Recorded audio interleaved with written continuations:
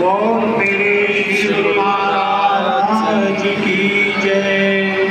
गुरुमुखो, आज श्री गुरु महाराज जी का अवतरण उत्सव है और हर पूर्णिमा पे आप गुरुमुख जन इस तीर्थ पर आते हैं, स्नान करते हैं प्रेम की भाव की गंगा में, और पूर्णिमा का पर्व है।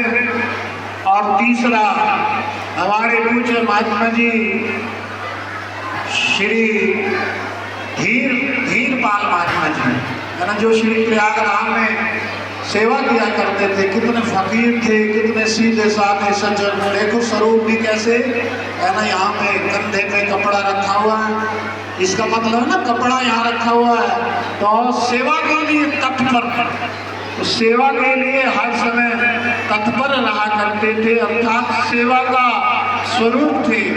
आज उनकी स्मृति में भी भंडारा है। तो गुरुमुख को अगर हनुमान जी को देखना है, हनुमान जी से मिलना, पहली बात तो हनुमान जी से जब हम मिलते हैं तो राम जी के दर्शन होते हैं।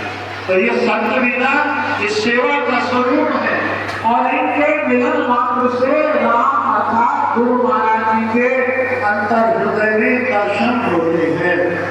यहाँ आकर के क्या मानना है, देखिए यहाँ किसी चीज की कमी नहीं है।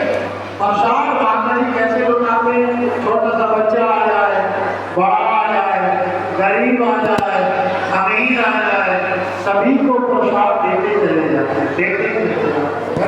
इतनी उदारता यहाँ पर है। देखिए हमें धैर्य रखना चाहिए, है ना। जो यहाँ आया है तो सबको प्रसाद मिलना है। आप श्री आनंदपुर में भी जाए तो ये नियम अनुशासन हमारा होना चाहिए कि वास्तविक चीज कौन सी है।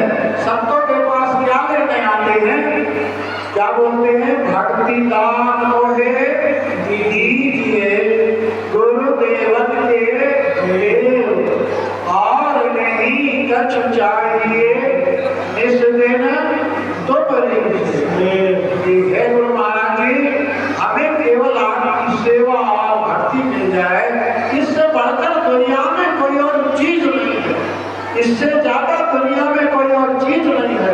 एक लीला छोटी सी, जो कि गुरु महाराज जी का अवतरण महोत्सव है, श्री पंचम पातशाही महाराज जी का। वैसे तो लीलाएं हम श्री परमहंस अद्वैत मत में पढ़ते रहते हैं और भी जागृत सागर भर दिया गया है श्री परमहंस अद्वैत मत श्री अमर ज्योति दर्शन ग्रंथ में। श्री पंचम पातशाही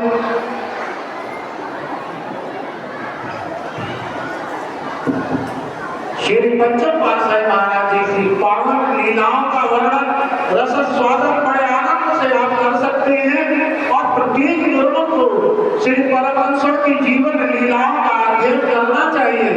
तो श्री गुरु महाराज जी एक समय श्री प्रयागराज में विराजमान थे, तो एक प्रेमी पहुंचता है कि श्री गुरु महाराज जी,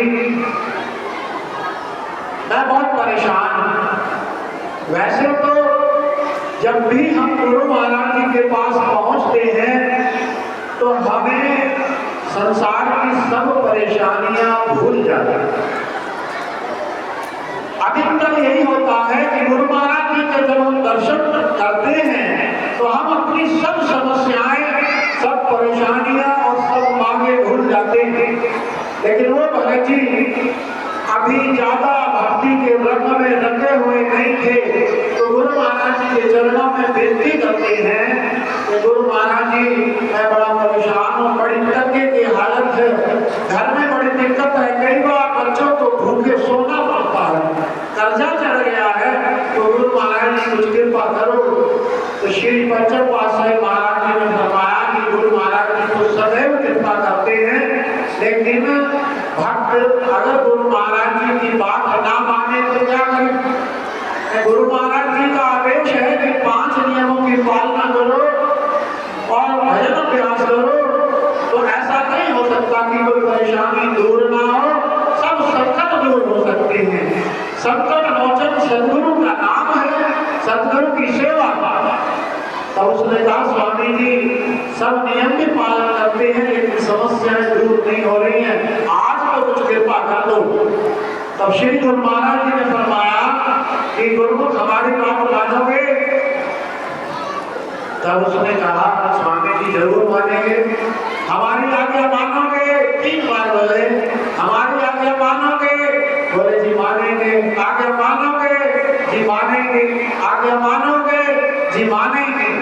तो श्री गुरु महाराज ने फरमाया कि 6 महीने प्रयागराज में सेवा करो। और एकदम से तो पसीना आ गया, ऐसा सोचा भी नहीं था और इतनी कठोर आ गया। चुप।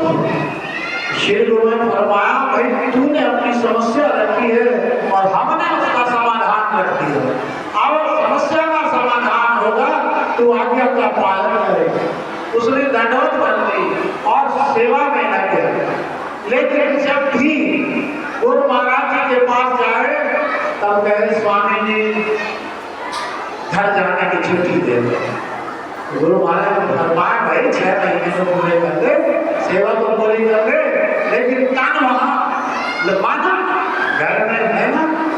अगर हम रहें दरबार में, मन हो दरबार में, तो गुरु महाराज जी हमारे दरबार में और हम दरबार में, हमारा मन दरबार में।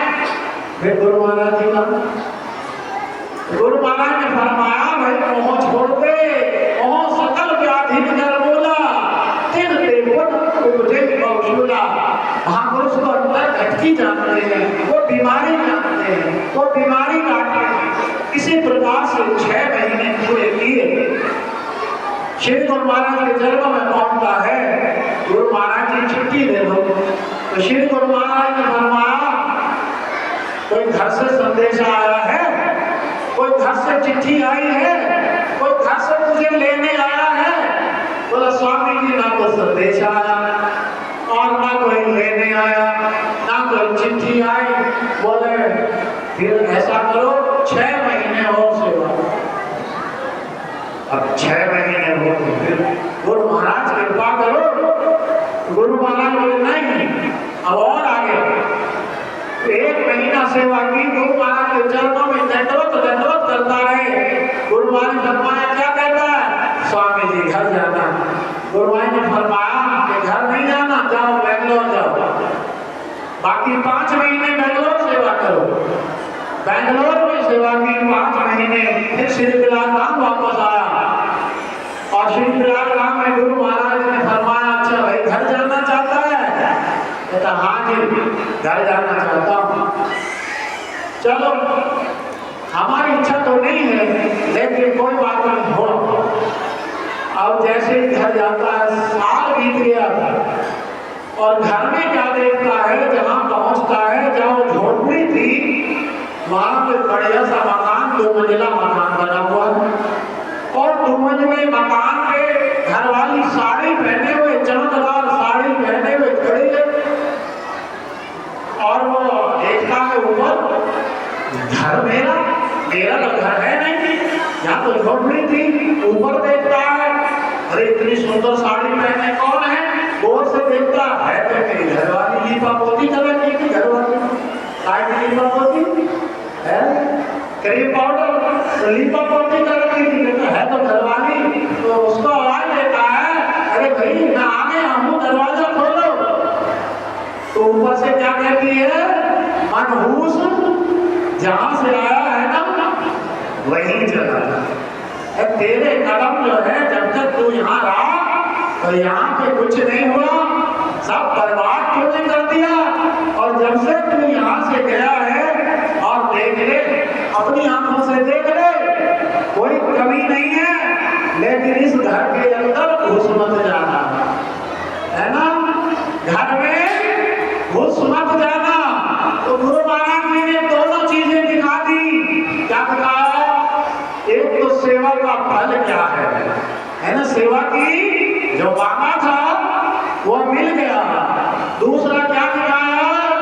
कि संसार में कोई किसी का नहीं है ना? बाप बड़ा ना भैया, सबसे बड़ा रुपया। तो गुरु महाराज जी श्री पंचम पातशाही महाराज जी ऐसे साक्षात नजारे दिखाया करते थे, इस प्रकार से साक्षात चमत्कार दिखाया करते थे